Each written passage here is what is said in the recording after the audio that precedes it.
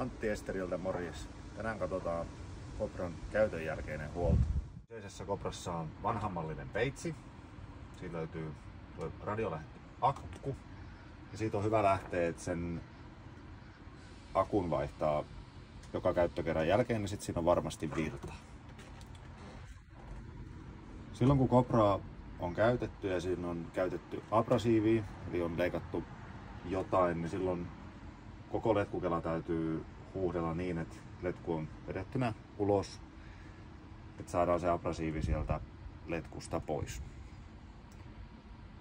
Sitä huuhdellaan muutama kerta, 3 sekunnin pätkä, 1-2 kertaa ja sitten 20 sekuntia putkeen sitä vettä ulos, että saadaan kaikki se abrasiivi jäänne sieltä letkusta ulos.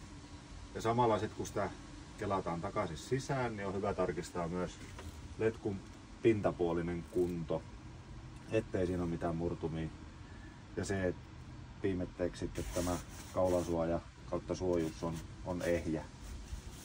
Totta kai tarkistaa yleisilme ja kunto, eli kaikki letkut, liittimet, nipat, että mikään ei vuoda ja mikään ei ole päässyt löystymään. Kun abrasiivi on käytetty, pitää myös tämä abrasiivisäiliö täyttää. Ja se lähtee ihan suoraan siitä, että painetaan hätäseisnappula pohjaan.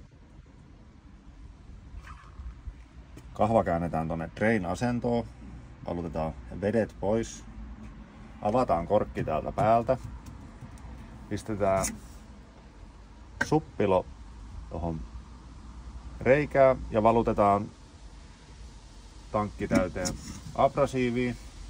Ja ennen kuin pistetään korkki takaisin paikalleen, niin on tärkeää huuhdella toi tiivistepinta, ettei siihen jää, ja ne kierteet, ettei siihen jää sitä abrasiivia, koska sitten se kierre leikkaa kyllä melkein 100% varmasti kiinni.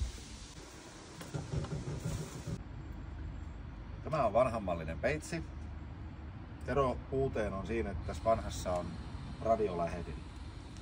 Uudessa toi tietoliipa sinne liikkeistä kulkee, että vesiletku ja kaapeli pitkin sinne ohjausyksikköön, ei enää radioaaltoja pitkin. Kiitos tästä. Kiva kun seurasitte Cobran käytön jälkeisen huoltovideo. Ei muuta kuin ensi kertaa.